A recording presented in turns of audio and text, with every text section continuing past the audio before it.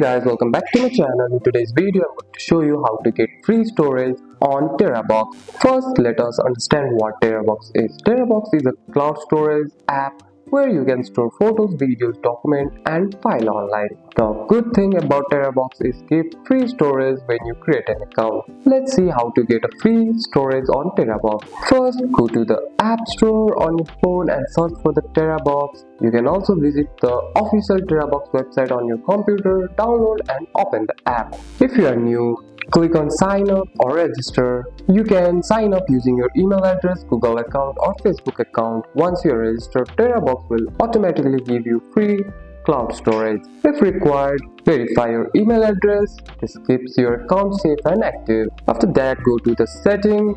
In search bar, search for the Terabox and make sure everything is turned on. Open the app daily and check for the tasks, rewards or offers. Complete simple tasks can give you bonus benefits. And that's it. That's all for today's video, guys. If you found this video helpful, drop a like and subscribe for more videos. Thanks for watching. See you in the next one.